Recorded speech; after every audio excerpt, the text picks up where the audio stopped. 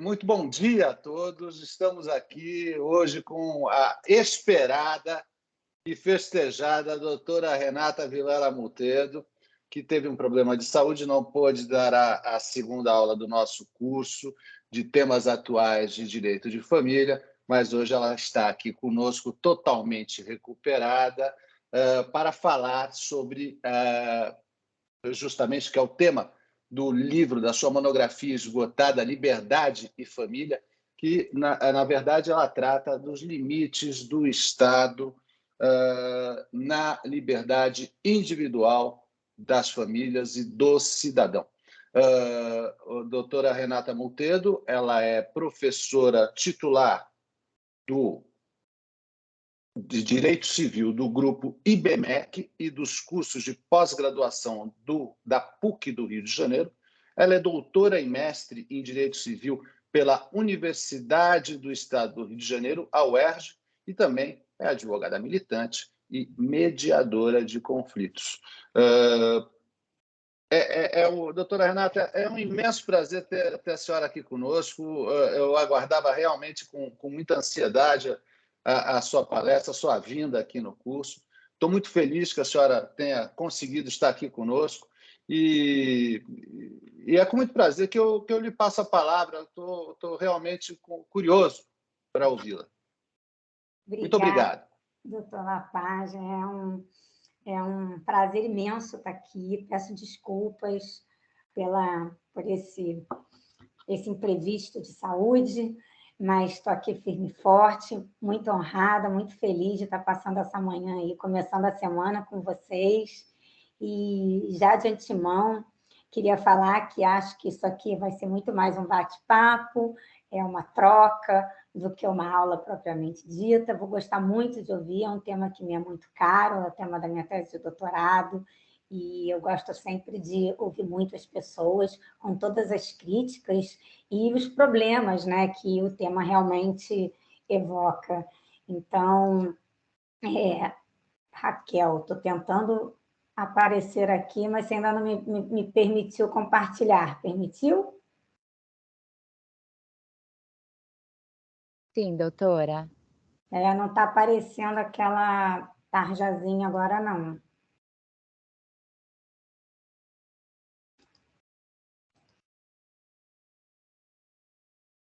A senhora vai me falando, eu vou alterando, então, doutora.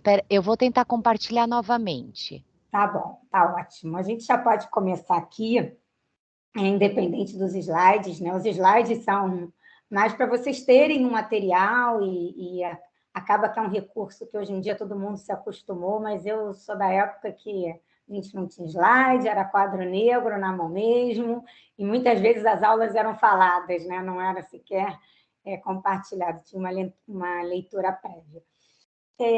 Primeira coisa que eu queria trocar aqui com vocês são questões de ordem teórica, né?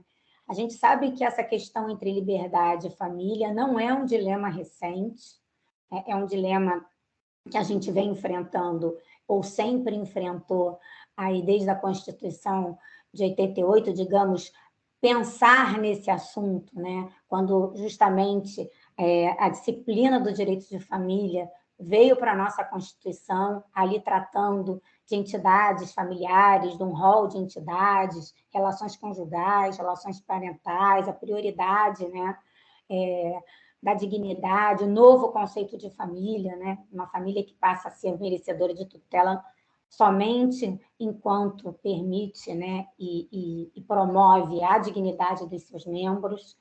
Então, Raquel, vou pedir para você passar, porque realmente não está aparecendo para mim. E aí, os primeiros critérios, né, que me vem em mente para trocar com vocês, na verdade, é essa ausência de critérios para a gente entender, ou pelo menos na doutrina e na jurisprudência, isso é uma coisa mais recente, para a gente entender qual o grau, né, de heteronomia, de intervenção estatal nas relações familiares, se esse grau é o mesmo grau nas relações conjugais e convivenciais das relações parentais. Uma outra pergunta, né, existem critérios para esse tipo de intervenção do Estado? E essa intervenção, elas podem ser de duas ordens. Elas podem ser através de uma heteronomia judicial, que é justamente quando há a intervenção do Estado por meio de uma decisão judicial, e a heteronomia legislativa, né, que é como o legislador permite que as pessoas decidam sobre a constituição da família, a dissolução, a parentalidade, e aí seria no Brasil e nos países de origem romano-germânica, a heteronomia legislativa também é bastante presente. Pode ir, Raquel. E aqui eu trouxe para vocês assim, alguns dos marcos teóricos que eu utilizei e que eu estudei para pensar um pouco nesse tema. A família democrática, eu botei aqui da professora Maria Celina Bodan de Moraes, mas esse conceito veio de um livro do Anthony Giddens, que fala muito dessa questão da democracia em pequenos grupos, tanto da democracia quanto da violência. Então, Tudo Começa em Casa é um livro também do Winnicott, de um psiquiatra infantil, que traz justamente essa ideia das questões que tudo funciona nos pequenos grupos. Desses pequenos grupos, esse conceito, seja de democracia ou de violência, vai se espalhando para as outras esferas sociais. Então, é um conceito importante para a gente entender como é importante a gente praticar a democracia dentro desses pequenos grupos e principalmente dentro da família. Um outro autor de suma importância, já falecido, ele é o professor Stefano Rodotà. Ele foi, inclusive, um membro do Parlamento Europeu, que tinha uma defesa muito veemente da privacidade.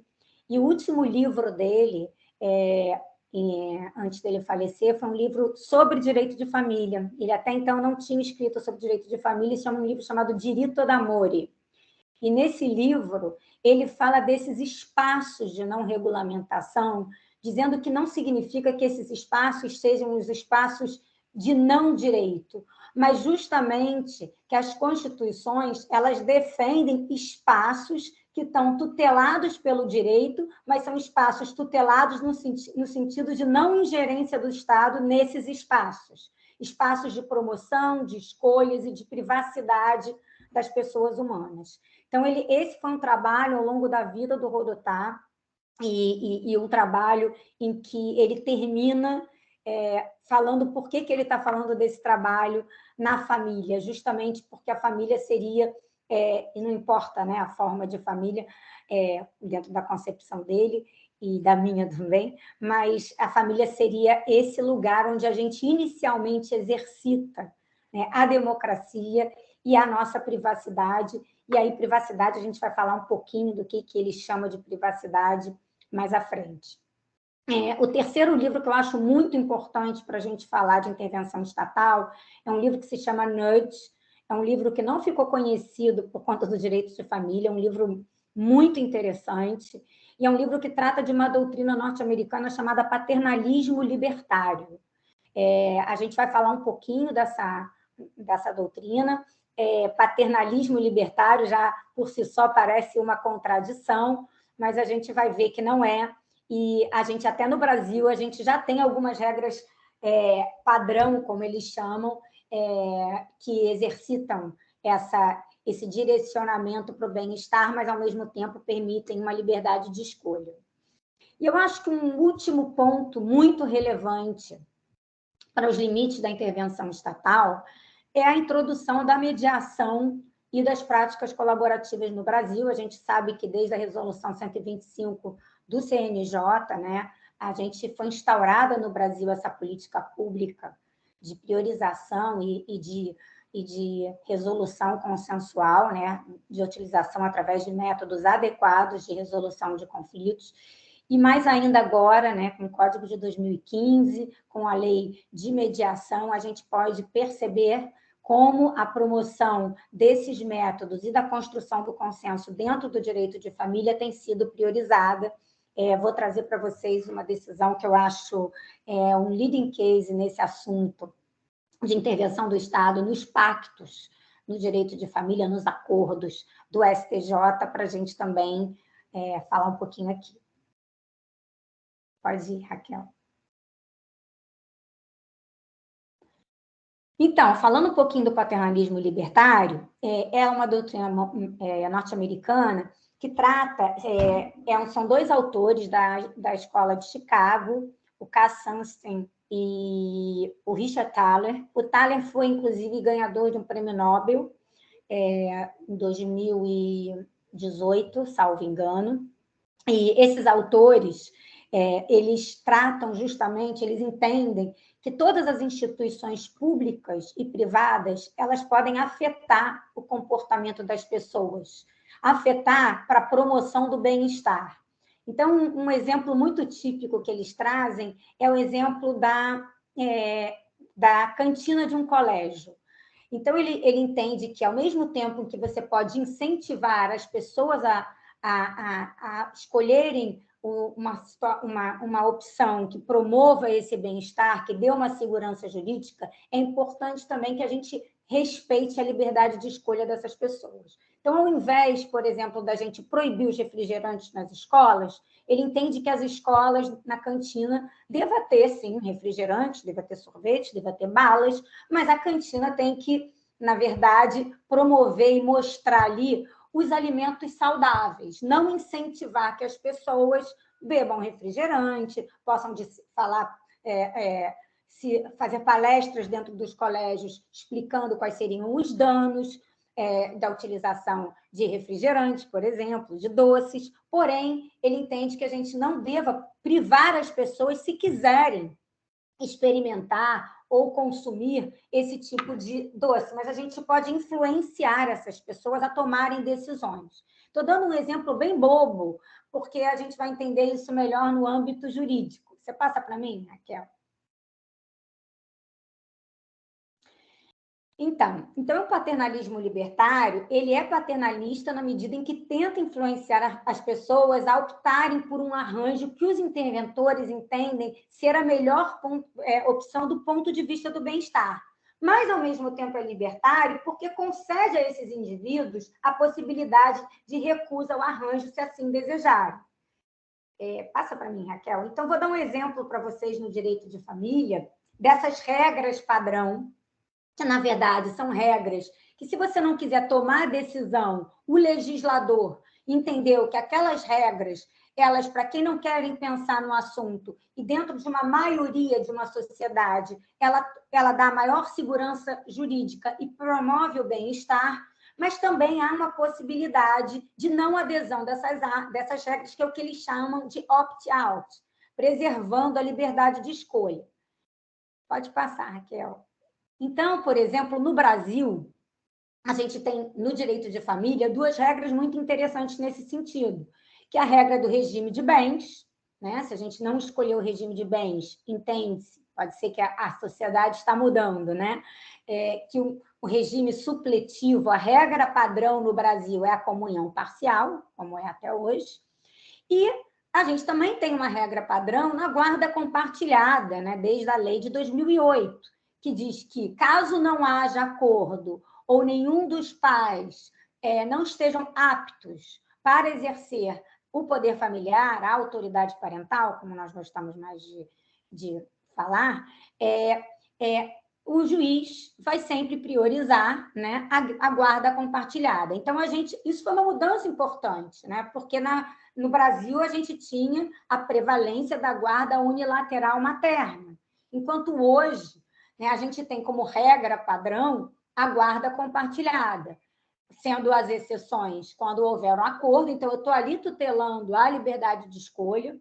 Isso foi um ponto muito polêmico em relação à guarda, porque a gente tem decisões aí impondo uma guarda compartilhada, e eu entendo que não é essa a ideia do legislador, é a ideia que, na falta de consenso, seja determinada como regra padrão a guarda compartilhada ou na inaptidão de um dos pais. Eu botei aqui um exemplo de regra padrão de outro ordenamento de origem romano-germânica, né, da Civil Law, que em Portugal, e eu gosto muito desse artigo do Código Civil Português, de 2018, porque a gente tem hoje esse desafio, né? Não diria um problema, mas esse desafio do cônjuge como herdeiro necessário, né? A gente, num contexto onde existem vários casamentos, e agora também, claro, uma vez que o cônjuge é o companheiro, a igualdade do companheiro nesse sentido de tutela de direitos também. Porém, em Portugal, ainda que o cônjuge seja herdeiro necessário e que tenha 1000 outros problemas, porque o direito de família português tem outros problemas, por exemplo, né? A companheira não tem a mesma tutela, companheiro e a companheira, do que o cônjuge, porém, na parte das sucessões, eles permitem a exclusão do cônjuge como herdeiro legítimo através do testamento. Então, a regra padrão é o cônjuge como herdeiro necessário, porém, ainda com a importância da gente poder justamente realizar esse opt-out.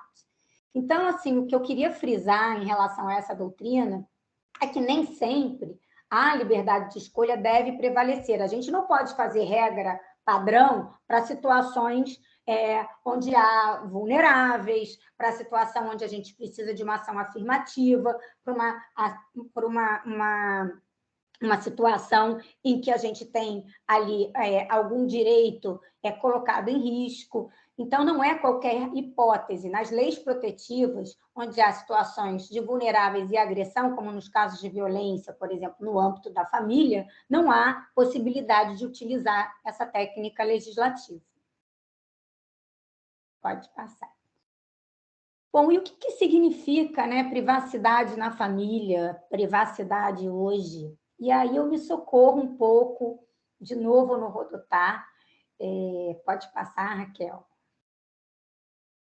Primeiro, né, a gente sabe que a liberdade, né, os princípios da liberdade e da igualdade na nossa Constituição, eles são conformados pelo princípio da dignidade da pessoa humana e da solidariedade familiar. Então, obviamente, não há nenhum direito irrestrito, tampouco a liberdade, mas sim uma conformação desse exercício com a promoção da dignidade das pessoas envolvidas e da solidariedade familiar. Pode passar. A liberdade, eu vou depois pedir, Raquel, desse slide mais à frente para a gente passar alguns, mas a liberdade como um valor constitucional, né, é um princípio da liberdade, a gente trata aqui no âmbito da família, justamente nessa equação, a promoção da liberdade individual numa perspectiva de privacidade, de intimidade, do livre exercício da vida privada, e justamente nessa privacidade que significa hoje, o que é a privacidade hoje? É a capacidade de eu poder exercer, né, a minha escolha do meu projeto de vida, e obviamente que o projeto de vida de cada um envolve também o projeto familiar. Então, antes a gente tinha, né, liberdade, é importante às vezes a gente falar um pouquinho da diferença entre liberdade negativa e liberdade positiva, né? A liberdade negativa, ela se limita a não deixar, a tutelar a não intervenção do Estado, e a liberdade positiva a promover que os indivíduos realizem as suas próprias escolhas em relação ao seu projeto de vida.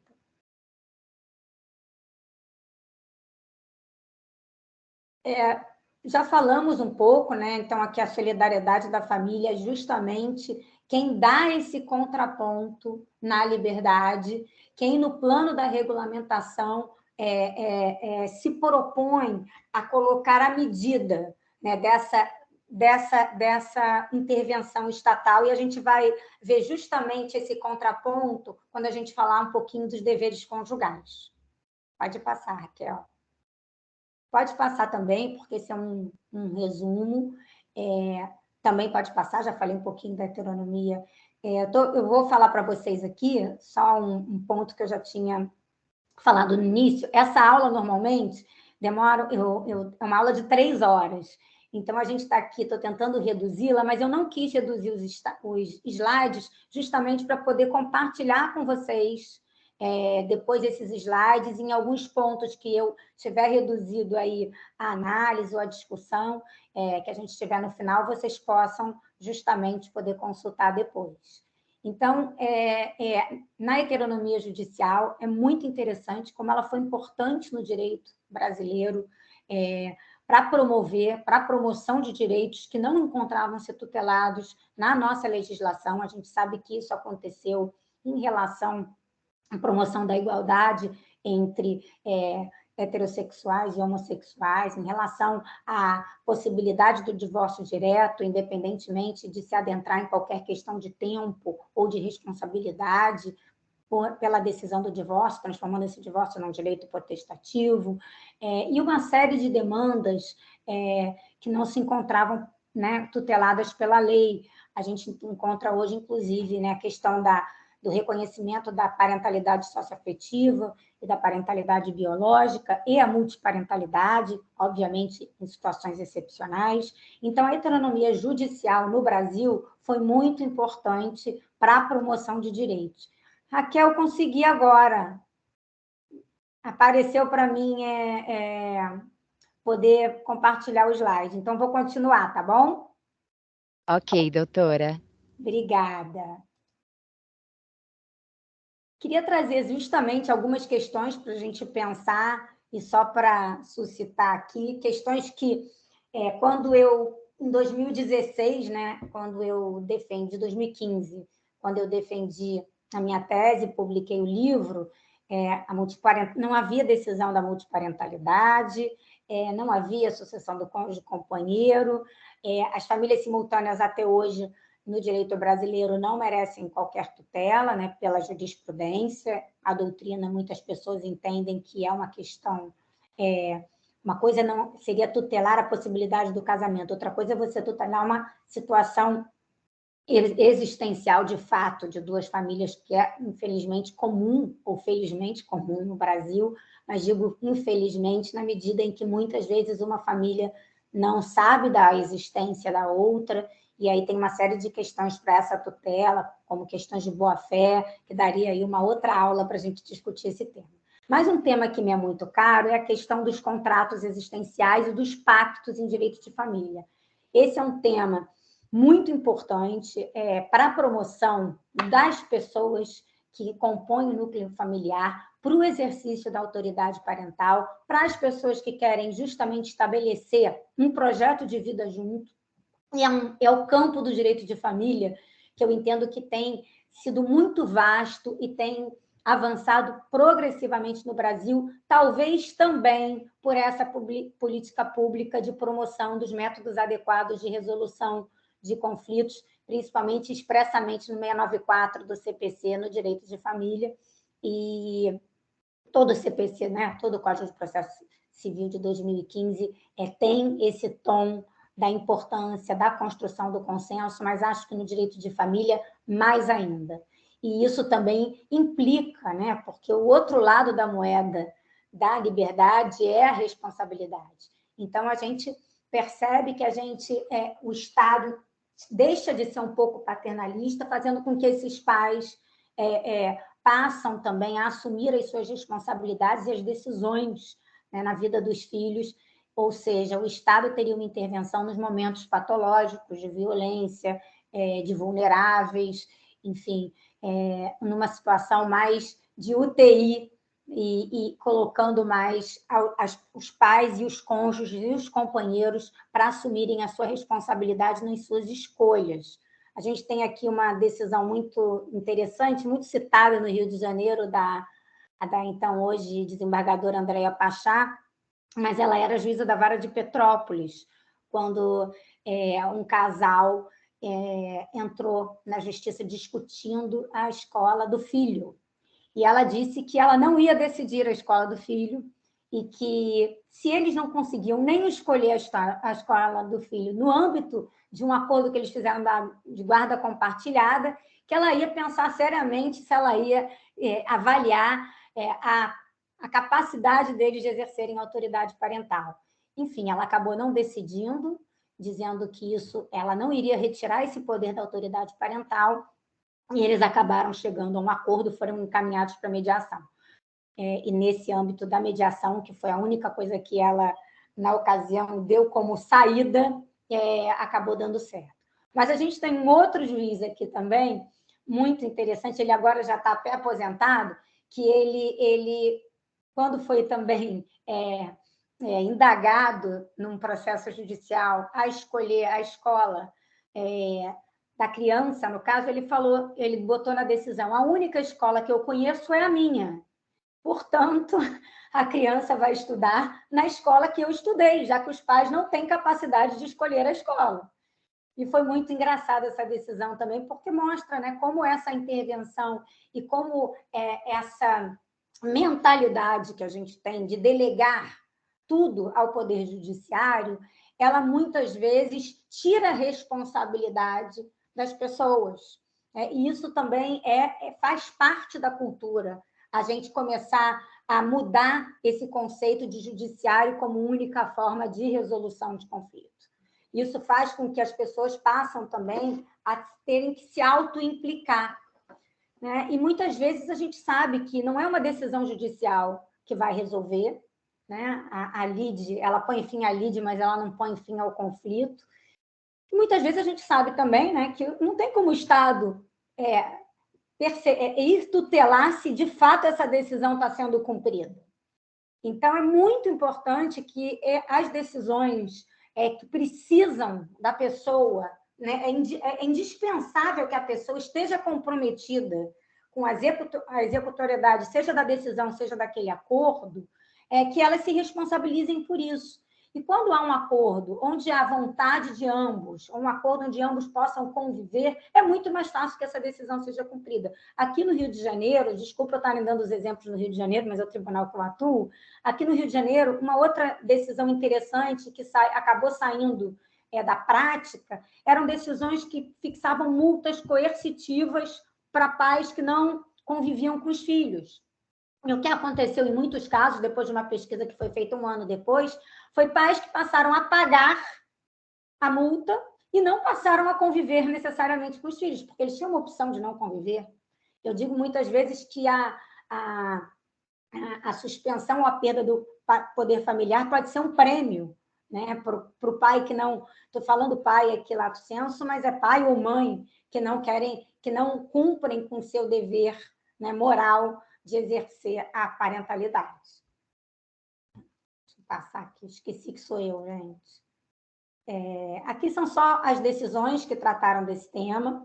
E aqui eu queria lembrar um pouquinho dos artigos do Código, né, do 1565, que já veda qualquer tipo de coerção por parte de instituições públicas ou privadas no planejamento familiar. E aqui esse é um artigo muito polêmico, né? É um artigo muito polêmico sobre deveres conjugais. A gente sabe que a doutrina é bem dividida. Diria que majoritariamente é nesse sentido de que esses deveres não são coercitivos, até porque o adultério já não é mais crime, não há qualquer sanção para a infidelidade, mas há quem tutele. Tem até uma professora muito respeitada de São Paulo, Regina Beatriz Tavares, que entende que o descumprimento desses deveres conjugais geram automaticamente o dever de indenizar. Não é essa a jurisprudência que tem prevalecido no Brasil. No Brasil, a jurisprudência que tem prevalecido é que o mero descumprimento dos deveres conjugais não gera o dever de indenizar, e que, para que haja esse dever de indenizar, a gente precisa justamente da comprovação do ato ilícito. Então, obviamente, ou do abuso do direito, na maioria das vezes.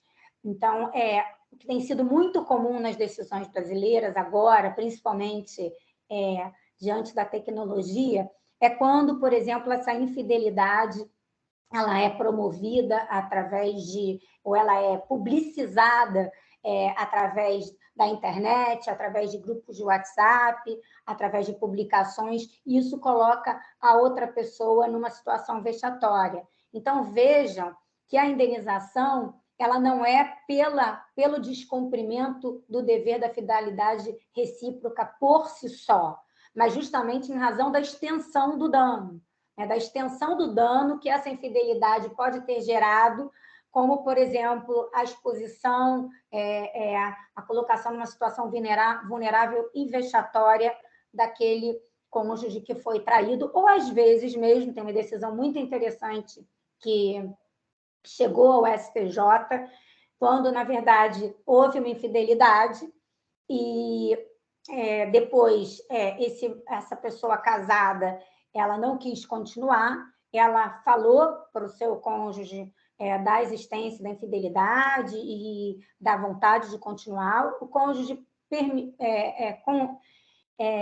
relevou e deixou de lado, na verdade, essa situação, e depois a pessoa com quem ela tinha sido infiel publicou nas redes sociais uma foto, né, da pessoa, dela com o cônjuge que praticou a infidelidade. E ambos foram indenizados, tanto o cônjuge infiel como a sua mulher, em razão dessa exposição de imagem justamente no Facebook, numa página de Facebook pública. Tá? Então, assim, mais uma vez, por que eu coloquei essas duas questões em cores diferentes? E aí a gente volta lá para o que eu falei no início, a questão da fidelidade recíproca e da vida em comum no domicílio conjugal, elas são ali permeadas pelo princípio da liberdade.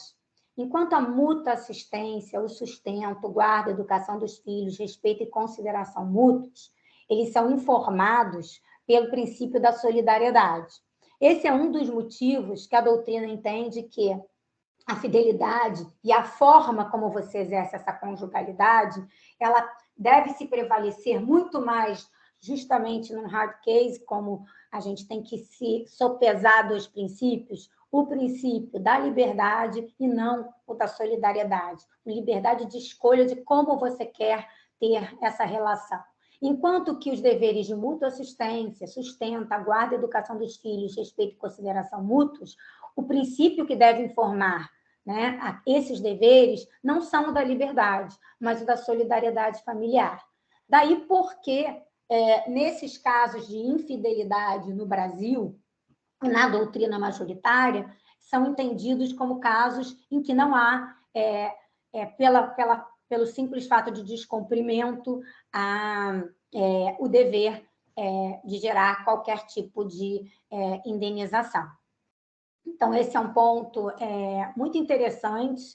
É interessante falar que em outros países de origem romano-germânica, como, por exemplo, Portugal, França e Alemanha, a gente tem visões diferentes.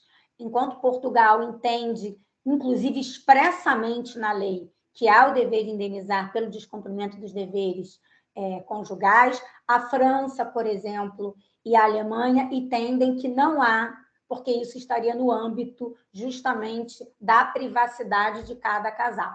Mesmo assim, em Portugal, há uma doutrina bastante consolidada, liderada pelo professor Guilherme de Oliveira, um livro muito interessante que depois eu posso compartilhar também com vocês, sobre justamente a possibilidade de cada um traçar a forma do seu casamento, do seu projeto de vida, falando que isso são regras que devem ser instituídas pelo próprio casal, pelos próprios companheiros, e não através de uma intervenção do Estado. No livro do Nudge, que eu falei para vocês, do Sunstein e do Thaler, é muito interessante porque tem um capítulo chamado Privatizing Marriage, a privatização do casamento. E nesse capítulo, eles, nos Estados Unidos, a gente sabe que o casamento, né, ao contrário aqui, né, a gente tem 3 doutrinas, né? O casamento é uma instituição, um casamento é um contrato, e temos ali o meio termo, que eu entendo que é a doutrina prevalente do Caio Mário, Orlando Gomes, que entendem que o casamento é um contrato sui generis, uma vez que é um contrato, mas existem normas de ordem pública que incidem na família, no direito de família. Mas, nos Estados Unidos, o casamento e a união civil são basicamente consideradas como contratos. Então, nesse capítulo da privatização do casamento, tem até um texto meu na Civilística com esse tema, a privatização do casamento. É um capítulo muito interessante, porque eles dizem, tendo em vista que o Estado é laico, é válido, né? Não cabe ao Estado intervir dizendo como seriam as regras de deveres, de fidelidade, de coabitação. Porém, uma vez que você escolhe, seja qual for o seu templo, e vá lá verbalmente externar o que você entende por esse casamento, essas regras da religião, caso a pessoa opte por essa religião, elas podem sim, né, ser cobradas um do outro cônjuge, uma vez que, além do documento civil, eles decidiram fazer um contrato dentro de um âmbito, não cabe ao Estado, mas cabem a eles contratarem, colocando essas regras, se assim entenderem. Então, pensando aqui no casamento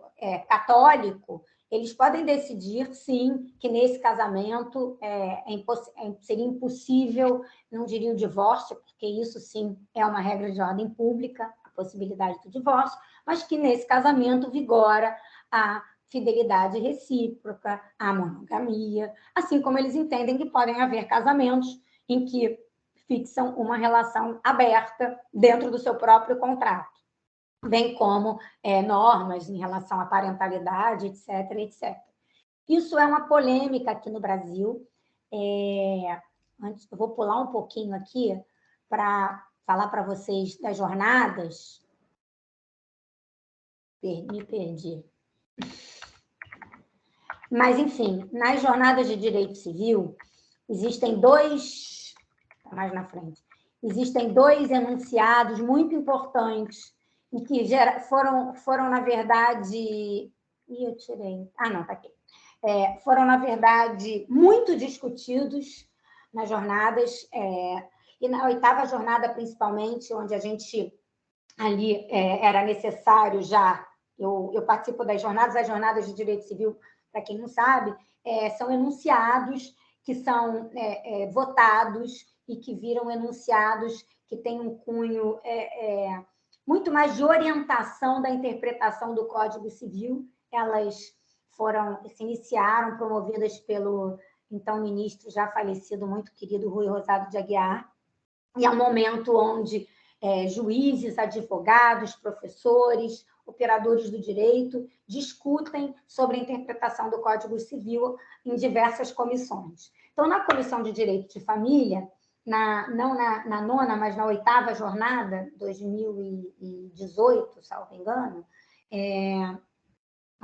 2018, a gente discutiu alguns enunciados, e esse foi um enunciado, eu até sugeri esse enunciado na ocasião, foi um enunciado que foi votado tanto na nossa Comissão de Direito de Família como na plenária, e é um enunciado muito importante, para mim, muito importante, para advogados que atuam na área do direito de família, entendo que também, porque eles entendem que o pacto antinupcial e o contrato de convivência podem conter cláusulas existenciais de justamente tutelarem esse projeto de vida, né? Essa privacidade do casal, como, por exemplo, não morarem na mesma residência, como, por exemplo, terem lealdade, não terem fidelidade, desde que não violem, né, os princípios da dignidade da pessoa humana, da igualdade. Então, seria inconstitucional, por exemplo, um dos cônjuges poder dizer: olha, eu posso ter relações extraconjugais e você não pode.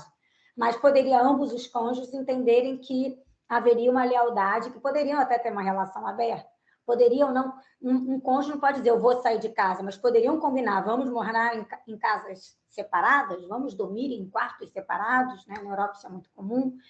Então, essas regras, elas podem ser, sim, pactuadas no pacto antinupcial e no contrato de convivência, desde que não violem esses princípios que informam o direito de família. Um outro enunciado também muito interessante, que foi aprovado nessa mesma jornada, é o enunciado que permite também que, num contrato de convivência no pacto antinupcial, os casados pelo regime da separação legal de bens, né, que é aquela separação em que as pessoas se limitam pelo 1641, que elas possam evitar a incidência da súmula 377, que é uma súmula que nasceu num contexto totalmente diferente do contexto de agora, justamente quando a gente não tinha nem a tutela da companheira. Então, era justamente uma súmula que falava de esforço comum, uma súmula que visava justamente tutelar uma parte que não tinha sua tutela no direito. E hoje, muitas vezes, esse ficou um regime, e por que isso passou a ser tão utilizado, né, o afastamento da súmula 377 nesse pacto antinupcial? Porque virou a única possibilidade dos cônjuges, na verdade, não serem co-herdeiros, né, um herdeiro do outro no Brasil. Então, muitas pessoas, num segundo, num terceiro casamento com mais de 70 anos, fazem nesse pacto justamente o regime legal e ainda afastam a incidência da súmula 377. Então, é bastante interessante, estou falando isso aqui como advogada, e foi uma súmula, um enunciado bastante discutido nas jornadas e que também passou na plenária. Um outro... E aí eu entro um pouquinho... Como a gente está de tempo? 10h46. Estamos tranquilos, vou voltar para falar, então, aqui onde nós estávamos. Então, quanto aos deveres conjugais, e aí trazendo ainda uma questão que eu considero muito importante, é a questão da diferença entre casamento e união estável, e justamente no que tange a estrutura e a função. E acho que, nesse ponto, tanto a doutrina como a jurisprudência brasileira demoraram, talvez a jurisprudência ainda seja menos técnica no que tange a esse assunto, a entenderem a diferença entre estrutura e função. Quando a gente iguala, por exemplo, o casamento à união estável por uma série de questões informadas pelo princípio da solidariedade familiar, informados pela questão de estrutura, uma vez que ambos, né, são entidades familiares, a gente iguala o cônjuge ao companheiro na associação, a gente está falando da estrutura e não da função desse instituto. E hoje a gente corre um sério risco, né, ou de acabar com o casamento ou com a união estável, porque se a gente igualar em todos os sentidos o casamento da união estável, em sua função, né, que é o que diferencia os institutos, qual é a função desse instituto, ela vai se perder, porque basicamente a união estável, ela era, né, na sua estrutura, ela se equipara ao casamento, mas justamente na sua função, ela tinha como função criar, né, uma relação conjugal, no sentido de conjugalidade, muito mais fluida, muito mais flexível, muito menos formal e rígida, como o casamento.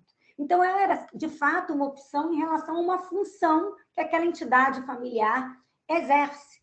E que hoje a gente vem igualando tanto a estrutura, e eu entendo que na estrutura, sim, na medida em que o rol, inclusive, de entidades familiares já pacificado, tanto pela doutrina como pela jurisprudência, é um rol exemplificativo, então toda a família merece ser tutelada da mesma forma como estrutura familiar, mas na sua função a gente tem que tomar muito cuidado hoje para a gente não simplesmente acabar com o instituto, né? Como aconteceu e como acontece um assunto muito polêmico hoje no Brasil, que é a questão da diferença, né? Se a gente mantém a separação do divórcio, essa é uma questão mais polêmica ainda, se a gente continua tendo a separação judicial no Brasil, se esse é um instituto que deveria estar aposentado, é um instituto que realmente tem caído em desuso, e qual seria essa função hoje da separação. E aí, de fato, quando um instituto perde a sua função, é normal que ele caia em desuso, é normal que ele seja excluído. Todavia, eu fico pensando ainda muito, queria muito depois ouvir vocês, se a função da união estável realmente perdeu a sua razão de ser no direito brasileiro, e me parece que não. Bom, trazendo essa discussão, uma outra ponto que eu já falei aqui, mas que eu acho que é importante a gente pensar, é justamente na questão da própria escolha do legislador do regime de bens não ser números clausos. Nos pactos, né, antinupciais, não raro, eu, por exemplo, vejo como pessoas escolhem um regime da separação de bens, porém, o domicílio do casal é de ambos, ainda que um tenha adquirido aquele domicílio. Então, a gente, no Brasil, a gente tem o legislador, ele prestigiou essa autonomia no sentido da gente poder escolher vários regimes de bens, né, entre vários regimes de bens, criar um regime de bens atípicos, como a gente tem a questão dos contratos atípicos, poder fazer um mix de regime de bens. Então, é muito interessante essa discricionariedade que o legislador dispôs em relação ao regime de bens, que também tange a essa tendência de uma limitação da intervenção estatal, principalmente no direito patrimonial. Bom, um outro ponto que é interessante a gente tratar aqui são dos pactos em direito de família e as suas potencialidades. E aqui eu trago para vocês também uma outra questão que veio à tona com a lei de mediação sobre a transação de direitos indisponíveis, né? Quais os limites da liberdade contratual no âmbito familiar e se são os direitos indisponíveis inegociáveis.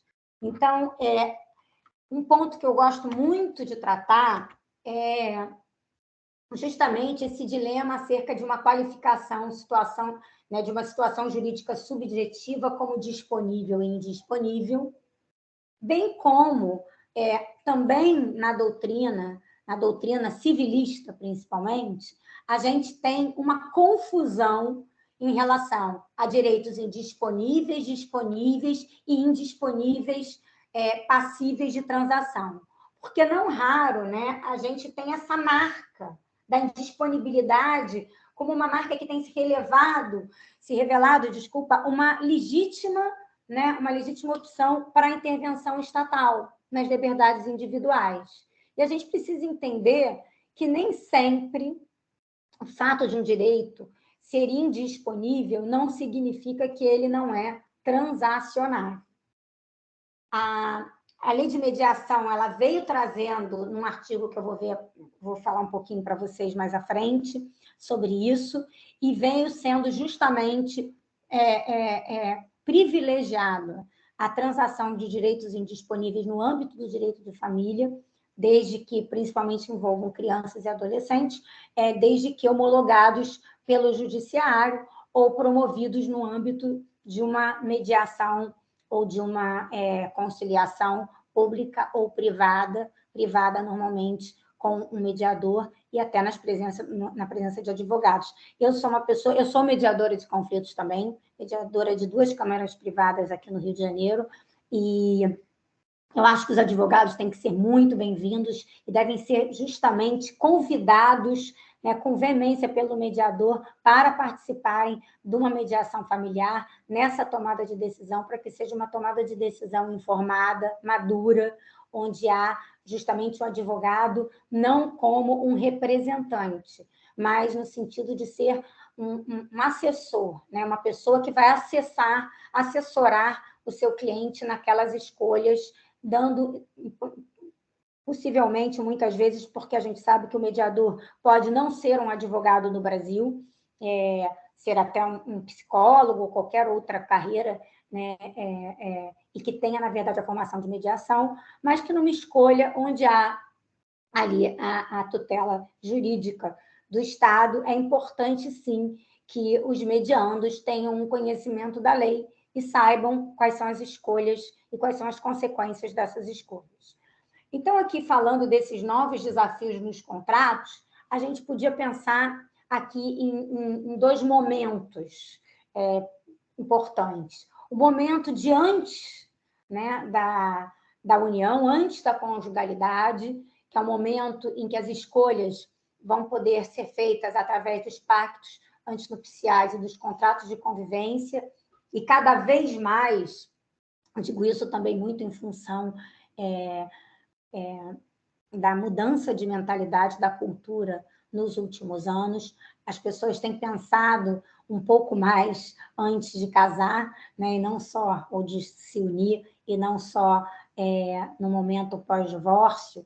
E isso é interessante porque aqui no Rio de Janeiro também tem um projeto muito legal chamado Projeto Véspera.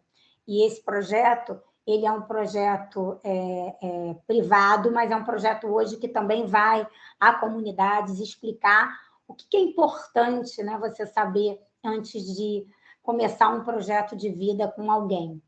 Então, é um projeto justamente chamado Véspera, para explicar para as pessoas e conscientizar as pessoas acerca do que é a conjugalidade, do que é um casamento, do que é uma união estável e o que se deve pensar antes de se iniciar esse projeto. E o segundo momento importante, e foi introduzido, né, em 2003, é a possibilidade de alteração do regime de bens pelo 1639, o que a gente chamaria de pactos pós-nupciais, mas seriam pactos durante o matrimônio. Então, essa possibilidade da gente rever, né, porque eu digo que aniversário de casamento tem que ser todo ano para a gente ver o que está dando certo e o que está dando errado. E é muito importante, nesse momento, a gente ter essa possibilidade no Brasil de o que a gente tinha combinado há 10 anos atrás, há 5, há 1 ou há 20, poder ser recombinado. E o 1639, embora esteja falando de um regime patrimonial, justamente da alteração de regime de bens, ele tem sido uma oportunidade para pessoas quererem alterar o regime de bens, e não só alterar o regime de bens, mas como repactuar certas coisas. Eu já fiz duas alterações de regime de bens, no caso, há, inclusive, né, um projeto de lei para que isso possa ser feito em cartório, uma vez que a gente pode fazer tanta coisa em cartório, basta tirar as certidões, obviamente que a preocupação é lesionar direitos de terceiros, mas é uma tendência e não há porquê, porque tirando as certidões que a gente próprio apresenta em juízo, a gente poderia apresentar o tabelião, como a gente vai comprar e vender um imóvel, quando a gente vai fazer um divórcio extrajudicial, quando a gente fosse alterar o regime de bens, mas tem sido um momento de reflexão e de se refazer, às vezes, muitas vezes, algumas cláusulas que não tinham sido definidas no momento do pacto, que as pessoas querem incluir nesse segundo momento, querem rever ou querem detalhar, e tem sido um momento importante. Isso acontece muito na common law. Na common law, as pessoas refazem esses pactos, como eu digo lá, a gente tem essa cultura da contratualização, mas essa cultura tem sido incorporada no Brasil também. Um outro ponto importantíssimo são os pactos parentais. Esses pactos, sejam pós-divórcio, sejam para um projeto de vida para ter filhos, têm sido também pensados e muito importantes. No momento do pós-divórcio, o plano parental, eu sou uma pessoa que eu já utilizo isso há um tempo, eu fiz um estágio há alguns anos atrás na Corte de Justiça de Londres, e lá, a primeira coisa, primeiro um divórcio em Londres custa 30 mil libras, então a gente já tem a possibilidade de acesso à justiça, já tem uma barreira aí muito grande nesse sentido. Mas mesmo quem quer entrar com divórcio litigioso, e isso é uma discussão que a gente tem no Brasil, isso foi agora também determinado na Noruega, não pode entrar sem passar por um X número de sessões de mediação. E quando tem filhos, são também convidados a preencherem, seja na sessão de mediação, mas para levar isso ao juiz, um plano parental, ou seja, o que desejam, e cada um, né, nesse momento do divórcio ou da dissolução da união estável, preenchem o que querem, como era a vida dos seus filhos, como eles gostariam que fosse após essa ruptura do casal, e o que eles pensam para o futuro dos filhos, em relação à moradia, à religião, à educação, a intercâmbio, e a uma série de atividades esportivas extracurriculares. Então, eles são obrigados a pensar nesse plano parental. E isso é muito interessante, porque essa cultura também foi colocada agora no momento antes de ter filhos. Então, muitos casais, né, param para pensar em qual momento, ou até num pactuam que não pretendem ter filhos, colocam... Aquilo é muito mais um acordo para ser levado a efeito pelo casal do que por uma tutela coercitiva. Mas muitos casais têm gostado de colocar ali os seus votos, os seus planos, numa escritura de união estável ou num pacto antinupcial em relação à parentalidade também. E a gente não pode ignorar que com, né, as técnicas de reprodução assistida, nós temos já no Brasil, menos comum do que outros países, mas nós temos também casais meramente parentais, né? Casais que se propõem a ter um filho, mas que não necessariamente têm uma relação conjugal. E né, para esse tipo de coparentalidade também é muito importante que os desejos, os comprometimentos, as responsabilidades em relação a esse projeto parental estejam ali acordados entre as partes. Por último, eu falaria um pouquinho aqui para vocês dos pactos pós-divórcio e extrajudiciais, né? Esses pactos também têm sido promovidos no direito brasileiro. Um ponto muito interessante e muito eficaz tem sido os pactos parciais ou provisórios. Então, um casal que se divorcia e, na verdade, ainda não tem ideia ou acordo sobre todas as questões, poderem resolver algumas dessas questões através de pactos parciais, enquanto não conseguem chegar a um consenso em relação, por exemplo, a partilha, mas já chegaram em relação ao sustento dos filhos, então eles já podem fechar ali um pacto parcial.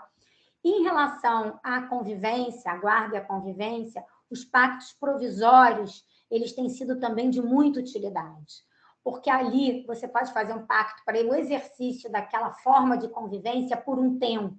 Então, vamos testar durante 3 meses, durante 1 mês, durante 6 meses, esse regime de convivência, antes da gente fazer uma homologação definitiva, por exemplo. E a maturidade desse regime de convivência é poder ser testada. E um ponto muito interessante, quando eu estagiei algumas vezes fora do Brasil, né, nessas câmaras de mediação, foi justamente o mediador ter ali uma linha de doutrina, principalmente porque pela prática e pela doutrina, de se preservar ao máximo as coisas como eram para os filhos antes, não no sentido do patrimônio, mas no sentido de quem fazia o quê, quem tinha as responsabilidades, claro que convidando ao outro, mas a gente percebe, né, nesse âmbito, nesse momento de conflito, como as pessoas se sentem ameaçadas e passam a querer exercer o que não faziam antes para não deixar com que o outro assuma ali um espaço. E acho que um ponto importante é justamente quando a gente testa. Eu estava outro dia com um caso concreto em que o pai, que nunca, aqui no Rio, a zona sul da Barra, da Barra da Tijuca, tem muito trânsito. Esse pai, meu cliente, ele nunca buscava os filhos no colégio, porque ele trabalhava quase no centro da cidade, e não era no centro, mas era num bairro um pouco antes, aqui na zona sul, e os filhos estudavam e moravam na Barra da Tijuca. E aí, quando ocorreu o divórcio, ele disse para mim que ele gostaria de, então, passar a buscar os filhos no colégio 3 vezes por semana. E é difícil, né? Porque, às vezes, aquela pessoa tem essa real intenção, está naquele momento em que acha super importante essa convivência, a gente entende, mas que, na prática, não vai ser possível. Então, a gente fez eu incentivei muito a ele a fazer um pacto provisório para que ele pudesse testar se aquilo ia funcionar, e aquilo, de fato, não funcionou. Foi ótimo, né? Porque ele poderia ter não testado e ter imposto isso, né, como uma questão, se não fosse maturado, isso geraria muito mais problemas do que soluções. Então, esses acordos provisórios, esses pactos provisórios no âmbito do teste da convivência e da guarda têm sido muito interessantes.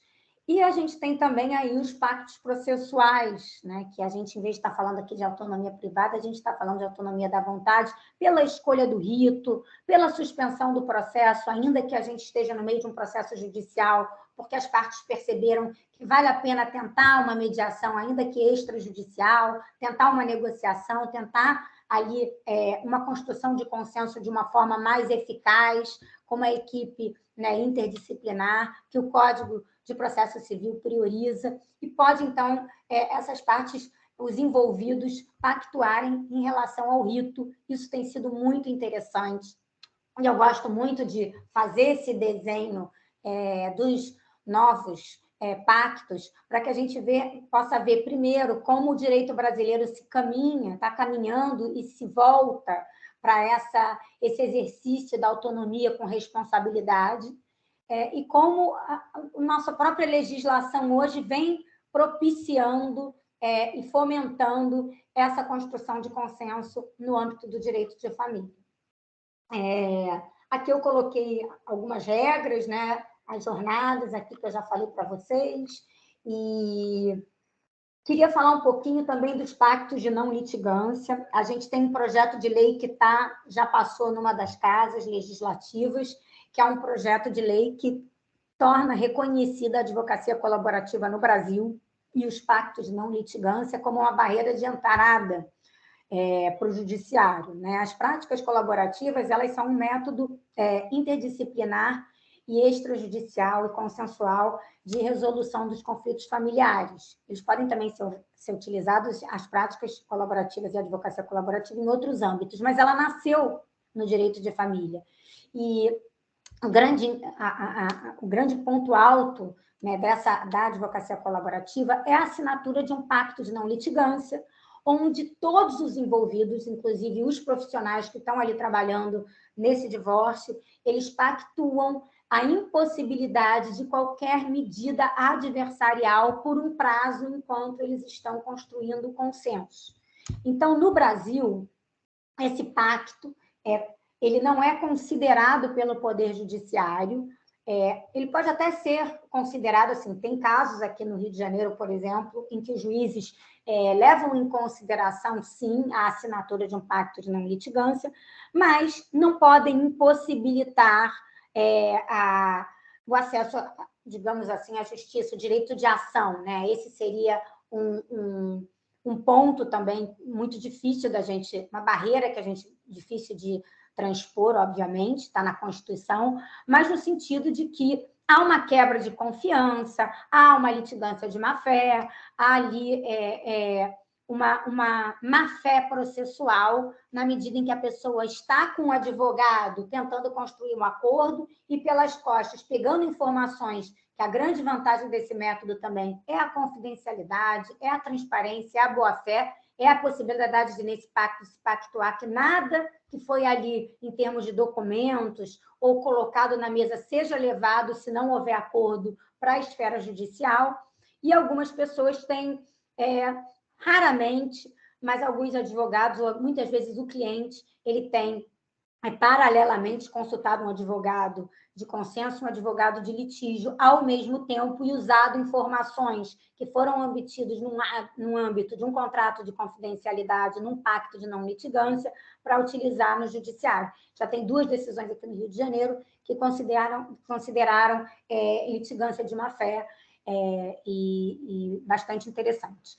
Mas eu trouxe isso porque esses pactos de não litigância, eles podem prever, inclusive, cláusulas escalonadas, por exemplo, se vier um conflito no futuro, no âmbito do acordo final, em relação a esse acordo, que as partes se comprometam a, antes de entrar com qualquer medida adversarial, que procure a mediação ou a advocacia colaborativa ou uma negociação entre advogados, e também, né, prevendo prazos para que as pessoas possam revisar esses acordos conforme a idade dos filhos ou conforme o ingresso ou não de um dos cônjuges ou companheiros que não estava no mercado de trabalho. Então, para validar, para que se não precise logo fixar um prazo, 6 meses, ou 1 ano, 2 anos de auxílio, por exemplo, de alimentos transitórios, né, de um auxílio de um cônjuge a outro, enquanto ele reingressa no mercado de trabalho. Então, a gente tem aqui, né, muitas formas da gente trabalhar as questões familiares com uma abordagem de promoção de bem-estar, de promoção, né, dos métodos adequados de resolução de conflitos e da promoção de acordos que sejam sustentáveis, né? Acordos que possam, de fato, ser decididos, que as partes possam conviver com esses acordos e que tenham realizado uma escolha, de fato, consciente e informada em relação àquele acordo que se pretende dali para frente, na continuidade, na maioria das vezes, do par parental, que muitas vezes não consegue ser, naquele momento de conflito, distanciado do par conjugal. Então, aqui indo para o final, né, e aqui eu falo um pouquinho dos artigos do CPC, do artigo da guarda, o que seria necessário, né, para uma homologação judicial de um acordo, de um pacto familiar? Eu pensaria na forma, né, na forma de validade e na eficácia desse acordo, o que se pretende com esse acordo, com esse documento, com esse título judicial ou extrajudicial. É importante a gente pensar se esse acordo ele é um acordo interpartes ou erga omnes, envolvem, por exemplo, o direito de terceiros, como dos filhos, e qual é a necessidade de se ter um título judicial versus um título extrajudicial. E quais seriam, então, os critérios que eu proponho aqui para a gente pensar sobre a transação? A gente só pode, ainda que a gente possa transacionar direitos indisponíveis, a gente precisa saber, né, se há realmente existência de várias opções possíveis sobre as quais os interessados possam transacionar. A gente precisa entender vou deixar a questão da restrição mais para frente, mas sobre a titularidade, a legitimidade, a liberdade, o discernimento para e na manifestação de vontade, ou seja, se há de fato um consentimento informado, e aqui eu chamo muito a responsabilidade dos advogados como assessores, não como representantes, para trazer as possibilidades de métodos, a questão legal, a jurisprudência, as vantagens e desvantagens, no sentido de sentar com o cliente para que ele assuma a responsabilidade em relação à lei, em relação à forma, em relação ao método, em relação aos prós e contras. A gente sabe que o divórcio não é um divórcio meramente jurídico, a gente sabe que a gente tem um divórcio emocional, um divórcio financeiro, um divórcio social, um divórcio que muitas vezes atinge, na maioria das vezes, o par parental. Então, saber informar esse cliente dentro de um tempo em que haja, e essa pessoa ainda, quando chega ao judiciário, das consequências da sua escolha, é muito importante. E a gente precisa adequar o procedimento negocial em relação a essa titularidade, legitimidade, discernimento, em relação a esse acordo envolver direitos de terceiros ou não. E gostaria de pensar ainda com vocês, para finalizar, que a restrição de direitos fundamentais, como fala o Robert Alex,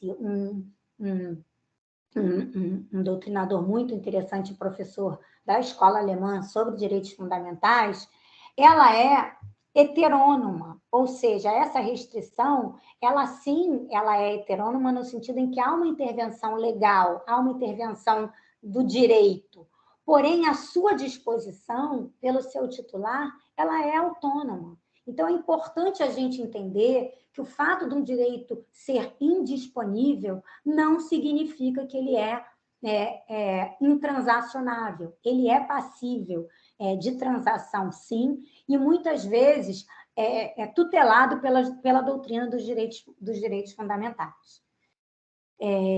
Então, eu tenho queria propor para vocês esse diálogo nessa mudança de perspectiva, que a transação não importa necessariamente em renúncia nem alienação de direitos, e que muitas vezes ela atua como um reforço para que o titular exerça de forma responsável e consciente esse direito. Então, a própria titularidade ou a transacionabilidade desse direito, ele reafirma a titularidade e ele respeita a autonomia existencial, a privacidade e esse sentido de liberdade positiva. Por fim, eu queria falar para vocês um pouquinho da visão da jurisprudência, desse acórdão paradigma, para a gente poder também abrir um pouquinho aí para a conversa, que eu acho que é o mais importante nessa possibilidade dessa aula e nessa troca com vocês. Esse é um caso, um acordo paradigmático para mim, porque foi em 2017, tinha acabado de ser promulgado o código, né, era recente a promulgação, 2015, do CPC, a sua entrada em vigor, mas o que aconteceu aqui? Foi um caso de pais que, no âmbito do Sejusc do Acre, procuraram a Defensoria Pública para reavaliar o acordo que eles tinham em relação aos filhos. Eles tinham 2 filhos, e um desses filhos já estava na adolescência, e o pai ia sair, eles moravam no município do Acre, e o pai ia se mudar para um outro município, onde, inclusive, tinham escolas melhores. Então, os 2 filhos tinham ficado no acordo, na época do divórcio, residindo com a mãe, e o pai, então, prestava ali auxílio com sustento, né, com alimentos à mãe, e com essa possibilidade, esse filho já com 14 anos, eles procuraram a Defensoria Pública para alterarem esse acordo para que o filho fosse residir com o pai e fosse dispensado ao pai arcar com os alimentos desse filho à mãe.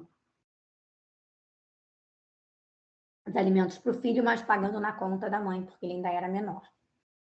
E esse acordo, então, foi homologado, a Defensoria Pública fez uma petição, pediu uma audiência de conciliação no Sejusc. Nessa audiência foi escrito esse acordo com um conciliador, e esse acordo foi homologado pelo juiz do Sejusc. E o Ministério Público, então, quando tomou ciência desse acordo, por alguma questão, o juiz, ele só mandou o acordo para o Ministério Público a posteriori e não a priori, e o Ministério Público, então, recorreu.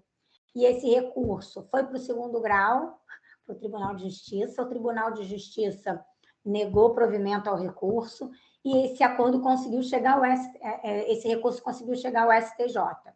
E no STJ, por unanimidade de votos, saiu essa decisão, esse acórdão de relatoria do ministro Marco Buzzi, que, não sei se vocês sabem, é um entusiasta, né, da construção do consenso, é um entusiasta de métodos adequados de resolução de conflito, e ele deu essa decisão de várias páginas que eu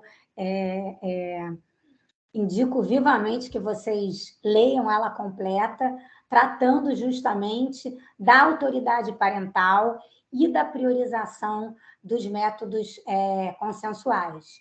E aí ele fala nessa decisão, é inadiável, eu separei só esse trecho que eu acho que é muito emblemático, que ele fala, é inadiável a mudança de mentalidade por parte da nossa sociedade quanto à busca da sentença judicial como única forma de se resolver controvérsias, uma vez que a Resolução 125/2010 deflagrou uma política pública nacional a ser seguida por todos os juízes e tribunais da Federação, confirmada pelo atual Código de Processo Civil, consistente na promoção e efetivação dos meios mais adequados de resolução de litígios. O papel desempenhado pelo juiz coordenador do Sejusc tão somente favoreceu a materialização do direito dos pais de decidirem em comum acordo sobre a guarda de seus filhos e a necessidade ou não do pagamento de pensão. Não se trata, pois, de eliminação ou supressão de institutos tradicionais do sistema jurídico, mas, na verdade, se está diante de novos critérios ditados pelos novos tempos, elementos imprescindíveis ao atendimento do volume de demandas resultando do ethos vivente. E eu complemento aqui, né? Não só do volume de demandas, mas na própria responsabilização, né, dos pais, dos cônjuges, dos companheiros, pelas escolhas e pelo exercício da autoridade parental. Quero agradecer vocês e queria terminar, na verdade, com uma frase do William Ury, que é um professor de Harvard e que trabalha, né, muito com a questão da resolução de conflitos. Ele é um negociador. Essa é uma frase do livro Como Chegar ao Sim, e que fala que um acordo sensato pode ser definido como aquele que atende aos interesses legítimos de cada uma das partes na medida do possível, resolve imparcialmente os interesses conflitantes, é duradouro e leva em conta os interesses da comunidade. Então, queria propor para vocês essas reflexões e aproveitar aí o tempo que a gente tem para a gente realizar algumas discussões também. Muito obrigada. Deixei aqui meu e-mail no final para vocês e espero poder aí ter trazido alguns pontos que a gente possa refletir juntamente. Muito bem, muito obrigado. Somos nós que agradecemos aí pela visão moderna do direito de família que a senhora veio apresentar aqui para a gente, que é quase que uma necessidade nossa mesmo de ouvir vozes mais arejadas aí nesse ramo do direito, né? Que é um ramo que está todo mundo aí opinando para cá e para lá, de toda maneira, né? Sempre tem aí muita moral, né, envolvida, muita ideologia, não no sentido político, né, ou também no sentido político. E justamente eu gostaria de começar pelo final, né? Nós encontramos aqui na Justiça Paulista como um todo, né, a questão da guarda compartilhada, quando há uma alternância de residências, né? Não raro, as partes combinam que os filhos vão passar uma semana com um, outra semana com outro, 3 dias com um, 3 dias com o outro. A periodicidade ela varia, né? E também não é menos incomum que esse tipo de acordo seja submetido ao judiciário e que haja uma sistemática recusa de homologação, né? Há um pensamento aí antigo, eu acho que tem a ver com uma recusa da guarda da guarda compartilhada, que vem lá de origem francesa, já dos anos 80, eu acho que na França, que chamam isso de guarda alternada. Então, isso é uma guarda alternada, e a guarda alternada é a pior coisa que possa acontecer com uma criança. Então, na legítima defesa dos interesses desta criança, eu, juiz, nego a homologação. Ou, se eu homologo, o promotor recorre e o Tribunal de Justiça, não raro também, nega a homologação sob os mesmos argumentos. Gostaria de ouvi-la a respeito deste tema, que, veja, é um acordo que é feito pelos pais, muitas vezes discutido. Obrigada, doutor Lepage, por trazer essa questão.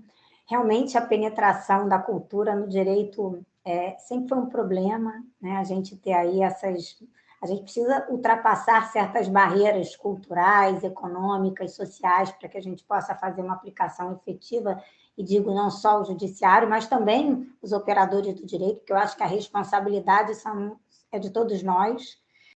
Em relação a essa questão da guarda, uma questão que também sempre gostei muito de estudar, pelo seguinte: eu vejo que justamente esse afastamento da guarda alternada vem dessa doutrina francesa e ainda é incrementada por mais uma visão também, que é a visão americana, que traz a questão da diferenciação entre custódia física e custódia legal. E nos Estados Unidos é comum também haver o juiz ali, ou um acordo promover que esse pai tenha custódia física e jurídica, que eles chamam de legal custody. E esse pai pode tomar todas as decisões da vida do filho. Isso se difere muito no direito brasileiro, porque no direito brasileiro, independente da modalidade de guarda, a autoridade parental ela resta intacta. E isso está na nossa própria lei, né? Dizendo que, independente da modalidade de guarda, a autoridade parental, o poder familiar, quer dizer, na verdade, o poder familiar não se altera com a dissolução do casamento, a não ser em relação ao tempo de convivência que um dos pais terá na relação com o filho. O que significa que, e eu falo isso há muitos anos para os meus clientes, muito antes da guarda compartilhada, que mesmo na guarda unilateral, no direito brasileiro, as decisões acerca principais da vida do filho, a saúde, a escola, tem que ser tomada por ambos os pais. Então, que a guarda no direito brasileiro ela é muito mais limitada do que em outros ordenamentos jurídicos, inclusive ordenamentos romano-germânicos, onde a gente pode, ainda assim, como na França, fazer, e pôde até há pouco tempo, colocar a custódia jurídica em um só dos pais. No Brasil, isso não seria possível, porque a única possibilidade de um pai não ter esse poder familiar seria se ele tiver o poder suspenso ou estiver perdido. Então, na verdade, quando a gente está falando de promoção da guarda compartilhada, além de ser importante para a mudança de cultura, a gente está falando aí da promoção de uma convivência, tanto com a família extensa, quanto com o outro pai, né, de uma forma mais cotidiana, uma forma de que você possa incorporar a cultura, a criação, o cotidiano da criança com ambos os pais. Então, eu acho que a gente vem aí muito mais numa promoção de convivência e de responsabilidade, também numa cultura onde eu digo que as mulheres foram para o espaço público, mas ainda não são todos os homens que vieram para o espaço privado. Então, a gente precisa promover essa cultura. Mas, em relação à alternância da convivência, e aí eu digo que no Brasil isso ainda fica menor ainda, porque não é uma alternância de guarda, de autoridade parental, quando está na casa de um pode tomar todas as decisões, está na casa do outro, o outro pode tomar todas as decisões. Já não é assim no Brasil. A gente está falando de uma alternância de convivência. E aí eu acho que deve ser levado em consideração muito o que isso vai trazer para a criança no seu cotidiano, qual é a idade dessa criança, se esses pais moram perto ou moram longe. Então, é muito caso concreto.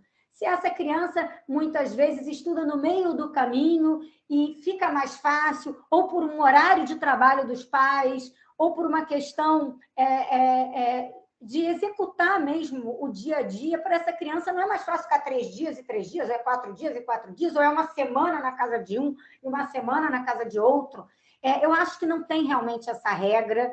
A gente diz que isso é guarda alternada, mas eu acho que é uma guarda alternada mitigada, porque na guarda alternada, que a gente fala lá, seja no direito americano ou em algumas legislações romanas germânicas, há também a previsão da mudança da custódia jurídica, então fica mais complexo.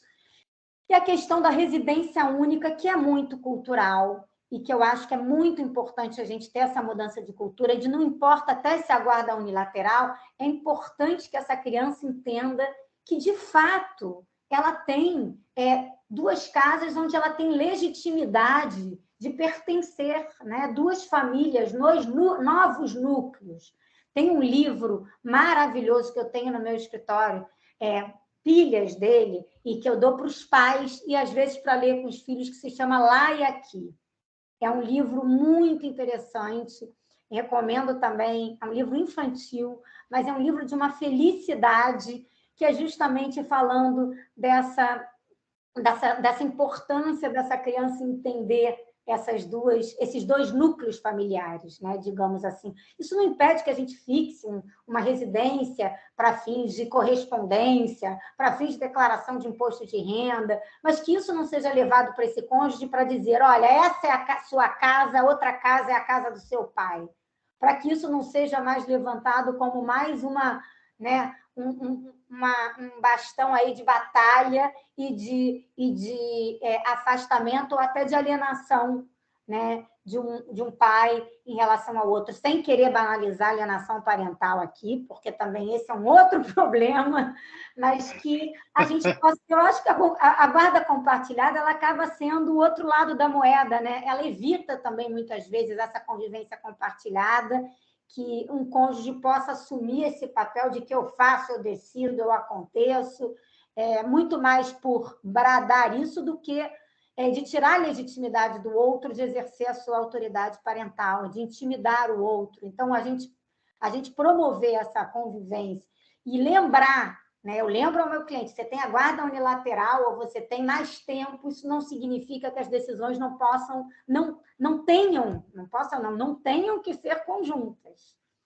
Então, eu acho que a gente tem aí uma mitigação um pouco desse afastamento, dessa guarda alternada, como a gente via antigamente, de fato, no início da nossa prática. Pois é, normalmente a gente lê os acórdãos, né? E a oposição é que especialistas sem nome, obras não citadas, psicólogos, né? Normalmente. Psicólogos, mas também não nomeados, dizem que isso aí vai acabar com o psique da criança, que a criança precisa de um porto seguro.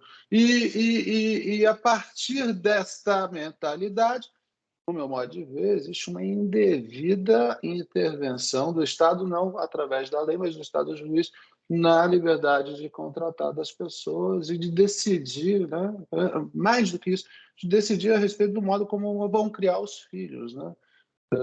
Mais do que uma intervenção na liberdade de contratar, né? Na autoridade parental, como disse esse acórdão, que foi justamente um ponto, né, um acórdão tão emblemático, porque, de fato, justamente pelo Ministério Público não ter opinado antes, ele veio intervir depois, dizendo que aquilo chateado. Pois é.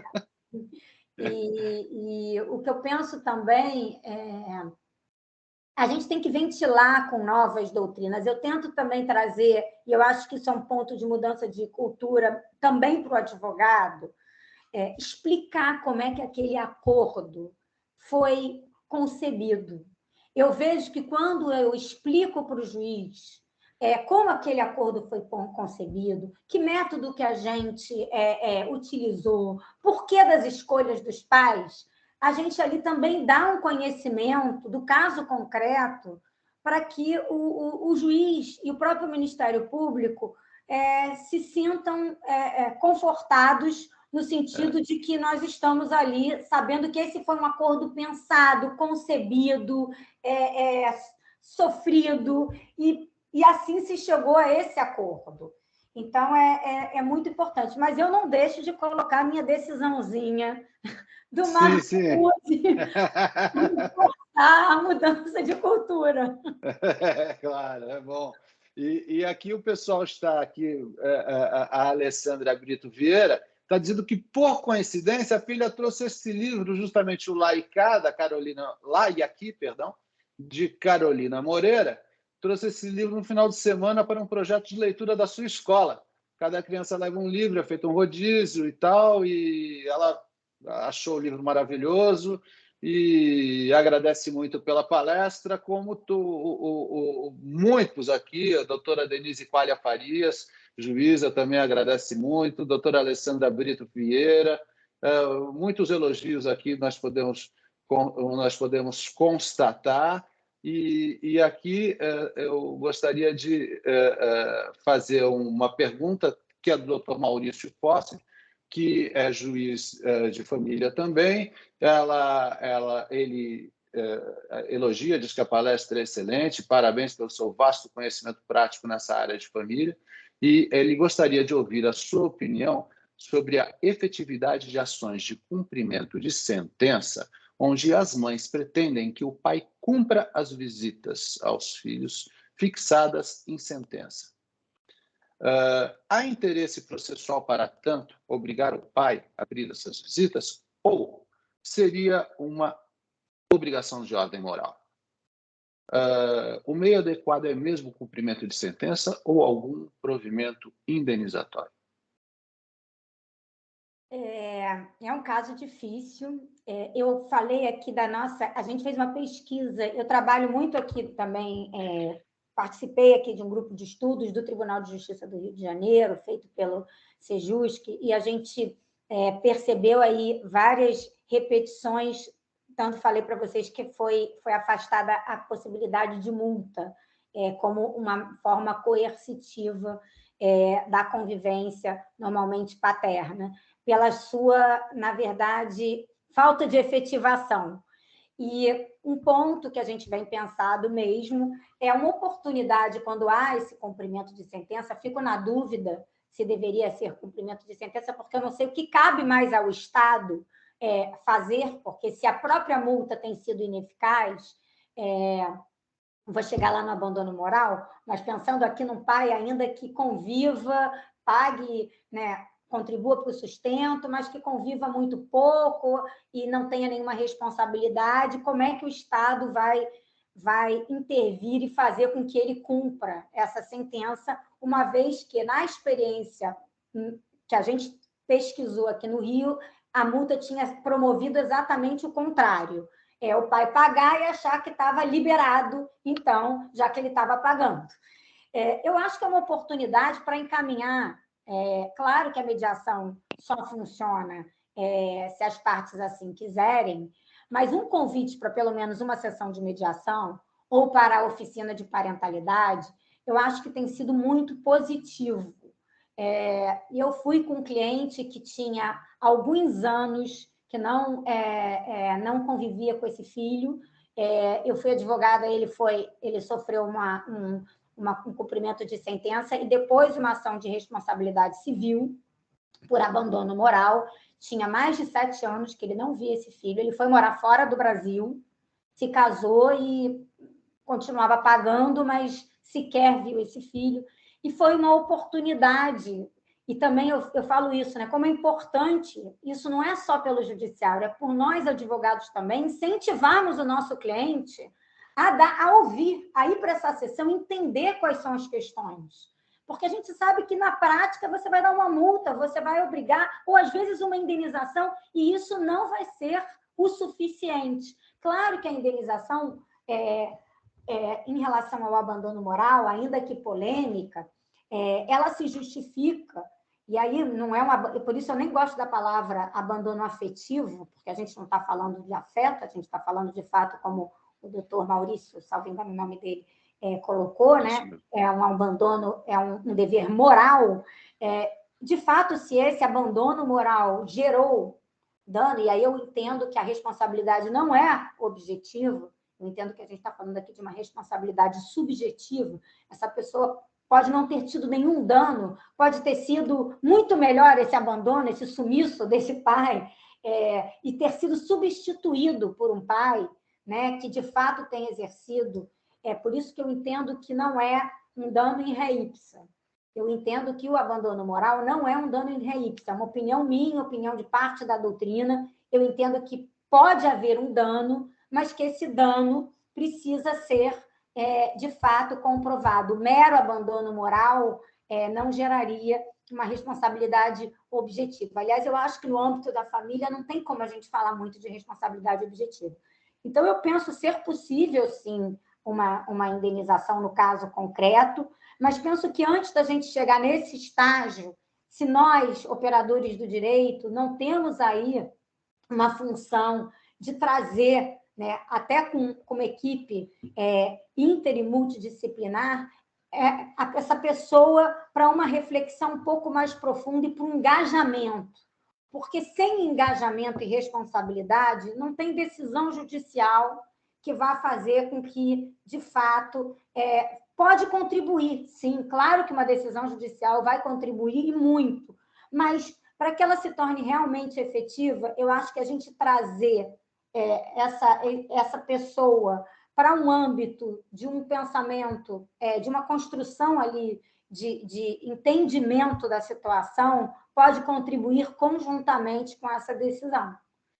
E, às vezes, o ônus patrimonial libera, infelizmente, ao invés de aproximar. Mas, também, se esse pai nunca mais vai restabelecer, que, pelo menos, uma indenização para esse filho possa ser proveitosa no sentido até, né, de tratamentos psicológicos, psicoterapêuticos, para que possa, de alguma forma, a gente sabe que não tem outra forma de compensação ainda que a gente tenha conhecido, embora a gente hoje fale-se da tutela específica, né, do dano não patrimonial, de outras formas, como formas de retratação, muitas vezes. Outro dia tive um caso em que a exposição de um caso, de um conflito familiar na rede social, o juiz ele determinou que a parte que tinha ofendido fizesse uma retratação na rede social. E eu falei, olha só, minha cliente não quer retratação nenhuma, porque ela quer que isso seja esquecido. No momento em que, agora, o outro vai para se retratar, a gente está perpetuando o dano. A gente não está... não é a retratação, ele achou, sim, na maior boa intenção, claro, mas eu tive que entrar, fazer uma petição, ir lá despachar e pedir, por favor, excelência, a minha cliente não quer retratação nenhuma, ela quer que isso morra. Só. Então, depende da situação, uma retratação de um pai para um filho pode ser super importante, ou numa outra situação, isso pode perpetuar uma situação de exposição, né, da privacidade ou de um assunto que as pessoas não querem compartilhar. Então, doutor Maurício, espero que eu tenha compartilhado aí um pouco aí da discussão. Pois é, doutora Renata, a guarda sempre é um assunto popular, né, digamos, né? O pessoal gosta bastante desse tema. Realmente são as ações mais apimentadas que eu enfrento lá na Vara de Família, de longe. E temos aqui mais 2 perguntas a respeito desse tema, que é da doutora, aqui, só um instantinho, aqui da doutora Célia Magali Milani Perini, que não trata muito a respeito dos limites estatais de intervenção, né, limites da intervenção estatal, mas pergunta sobre a questão do entendimento, né, entre os pais. Se os pais, se a guarda compartilhada não pressuporia um bom relacionamento entre os pais, né? E aqui o doutor Augusto Amádio e fala a respeito de uma modalidade de guarda na qual a criança permanece... Eu esqueci o nome dessa modalidade, mas eu nunca vi, só ouvi contar. A criança permanece na casa e quem se reveza são os pais, né? O pai fica ali... É o nome, guarda nidal, se chama bird nesting, que é como se o ninho...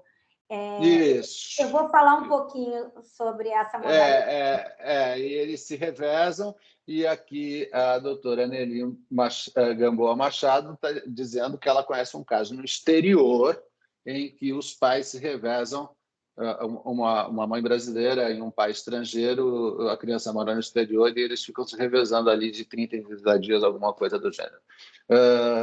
Seriam essas 2 perguntas: um entendimento, bom entendimento para o sucesso da guarda compartilhada e este revezamento, a guarda nidal. Respondendo aqui a primeira pergunta, a construção desse entendimento da coparentalidade é um processo. Então, não é da noite para o dia, porque muitas vezes sequer há o exercício da coparentalidade durante o casamento. Então, esse exercício, às vezes, ele precisa ser promovido pós-casamento. E há uma mudança, então, há um exercício, uma mudança de entendimento, de justamente após aquele divórcio e um dos cônjuges não mais residindo com a criança, poder compartilhar né, desse dia a dia dessa criança, poder conviver. Então, eu entendo que ela não depende desse consenso e desse entendimento, porque esse entendimento, esse consenso, ele pode ser construído. E ele só vai ser construído na medida em que ele for exercido. Então, se não há nada de grave que possa desabonar essa convivência, essa guarda compartilhada, essa convivência compartilhada, ela é para promover os interesses da criança, não dos pais. Então, é importante que, independentemente da relação dos pais, essa criança consiga ter convivência com ambos, enquanto eles não conseguem superar os seus conflitos conjugais e suas questões. Porque se for para esperar que uma pessoa supere, ou o casal supere, as questões conjugais para que seja exercida a coparentalidade, muitas vezes são questões que a gente sabe que são intransponíveis. Então, vai ser uma barreira. Agora, quanto mais se exercita, muitas vezes a gente consegue... E a coparentalidade não exige necessariamente que essas pessoas convivam. Não quero nunca mais falar, ou elas precisam conviver ou falar, ou até, às vezes, por um tempo, por advogados combinarem, por pessoas, por um psicólogo, por uma pessoa que faça essa comunicação e trabalhe essa comunicação em prol do filho, porque esse filho existe, ambos são pais e ambos têm o direito de conviver. Então, eu não entendo, na minha opinião, que claro que depende dessas rusgas, depende do grau de violência perpetrado, mas mesmo nos graus de violência, isso pode ser atenuado com o tempo. Então, a gente dá uma sentença que impede essa convivência, eu acho que tem que ser por um tempo, tem que ser reavaliada. Pode, em determinado momento, a guarda unilateral promover melhor, sim, mas eu acho que ela não pode ser a meta. A meta tem que ser uma convivência compartilhada. Então, o judiciário, o advogado, os sejusques, as oficinas de parentalidade, elas têm que tratar dessa dor, porque essa dor dos pais não pode atingir o crescimento dessa criança. Essa criança não pode ser sugada por esse conflito. Então, é muito importante que as pessoas que estão como operadores de direito, seja na posição de advogados, seja de mediadores, seja de juízes, que eles pensem um pouco nessa visão prospectiva. Como é que vocês querem? Muitas vezes eu faço essa pergunta, que o filho de vocês relate o divórcio de vocês daqui a 10 anos. Porque quem vai ser o responsável por isso são vocês. Como vocês vão levar isso para essa criança? Quanto essa criança vai ficar comprometida por conta da questão conjugal. Então, eu acho que a gente precisa alertar o nosso cliente, a gente precisa alertar o jurisdicionado, a gente precisa alertar em sala de aula os professores e os operadores de direito que decidam trabalhar com direito de família, que realmente o direito por si só, o divórcio não é só jurídico. O divórcio ele tem outras facetas que a gente não pode ignorar, e que a lide, muitas vezes, a decisão judicial vai por fim, e não vai por fim. Então, se isso não for tratado de forma adequada, essa questão, ela não vai acabar, ela vai se perpetuar.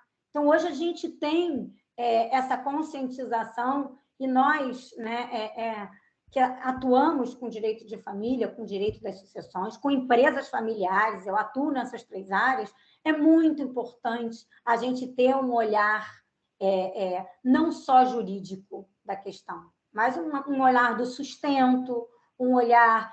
até eu trabalho muitas vezes até com planejador financeiro, porque sequer a parte, às vezes, consegue escolher os ativos na partilha. Ela nem entende.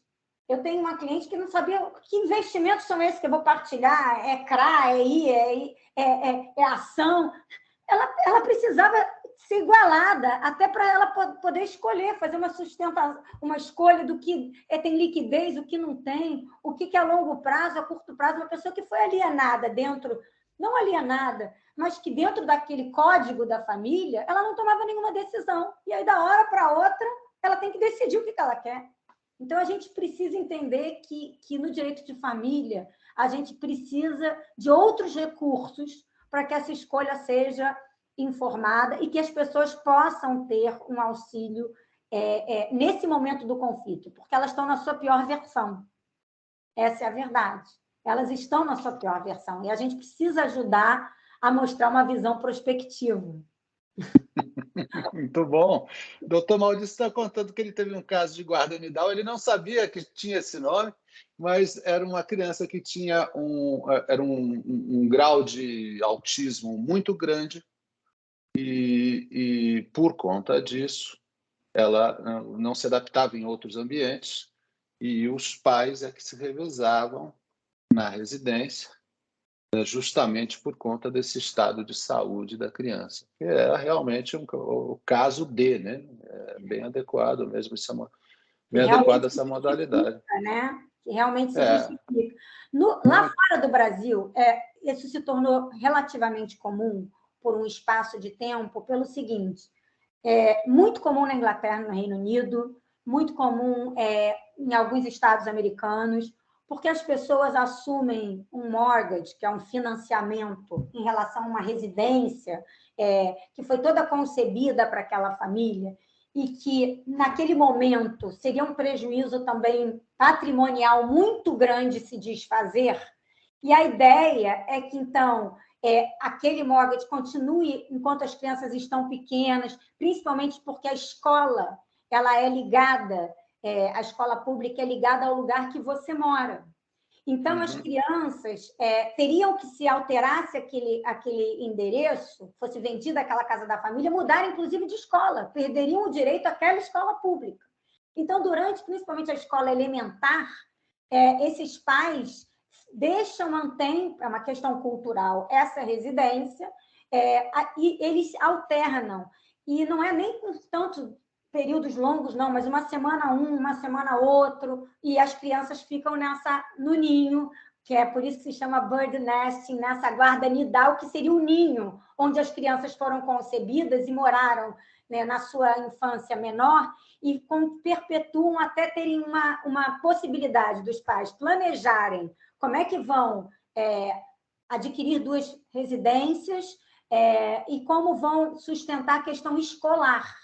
Então, se justifica muito. Eu acho que, a longo prazo, tem seus efeitos negativos, porque as partes começam a se relacionar, a criar um novo núcleo familiar. Então, não é uma coisa que se sustente por muitos anos, mas que tem uma justificativa. Quando você tem uma criança autista, quando você tem uma criança, por exemplo, que tem deficiências físicas, e aí mudar de lugar também, a própria locomoção é uma coisa complexa. E nesses casos também do colégio, né? da escola, ser uma escola que, se fosse alterada a residência, isso iria afetar essa criança. Então, por um tempo, é concebida essa guarda nidal, e ela normalmente é revista alguns anos depois, ou ela é já fixada até a criança terminar o ensino fundamental, digamos assim, que seria daquela escola pública que atende aquele local e aquele bairro. Tentando mudar de assunto, nós já estamos no final, acho que essa deve ser uma das últimas perguntas. A doutora mencionou que o direito pode ser indisponível e também transacionável. No fórum que eu trabalhava lá um juiz que ele achava que, por ser indisponível, aliás, é o pensamento geral, né? Por ser indisponível, ele não era transacionável. Então, naquelas ações de execução de alimentos, por exemplo, daquela dívida enorme que o pai tinha lá, 30 mil reais, se fazia um acordo para ele pagar 20 em 10 prestações de 2 mil cada uma, ele não homologava, porque estava dando desconto. E, se está dando desconto, está dispondo de um dinheiro que é da criança. O crédito é da criança e, portanto, ele é indisponível, logo, não existe acordo que não seja pagar tudo. Não havia desconto numa ação de alimentos, por exemplo, numa ação de execução de alimentos, né? Essa questão do que é realmente indisponível, no final das contas, no seu modo de ver, eu acho que a guarda é disponível, essa questão do crédito alimentar é disponível também. Eu não vejo muitos exemplos de direitos realmente indisponíveis na vida prática da vara de família. A indisponibilidade, ela é muito... a gente tem essa tarja da indisponibilidade dos direitos, da transação de direitos indisponíveis, que já veio a ser, né, de alguma forma atenuada, quando na lei de mediação, na própria lei de mediação, acho que artigo 3º, parágrafo... depois posso ver se é o parágrafo primeiro, mas que trata da possibilidade de transação de direitos indisponíveis.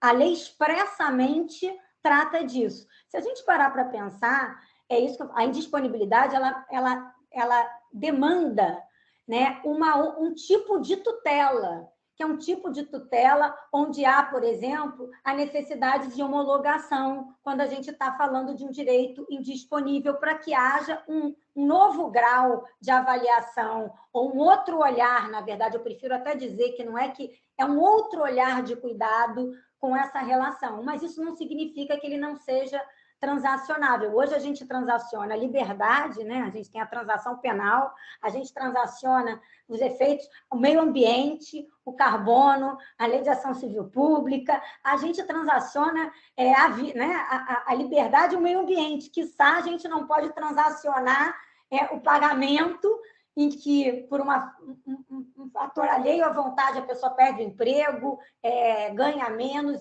e até chegar e conseguir uma revisional, ela não consegue. Ela, obviamente, que na prática ela teria que continuar pagando até ela ter a decisão da revisional. E muitas vezes isso se torna um título impagável, como da mesma forma a convivência. Então, eu acho que esses direitos indisponíveis, eles são reforçados no sentido da necessidade de uma tutela de ordem pública, uma tutela legal, uma homologação judicial, muitas vezes, mas não é uma tutela no sentido de intransacionabilidade. Existe um texto eu acho até que ele é um procurador de justiça do Rio Grande do Sul, que eu posso mandar também para vocês, que fala, o título é o Elton Venturi, o nome desse promotor, desse procurador, se chama Os Direitos Indisponíveis são passíveis de transação. É um texto muitíssimo interessante, porque ele traz uma doutrina constitucional justamente questionando e fundamentando por que eles são transacionáveis. Muito bem.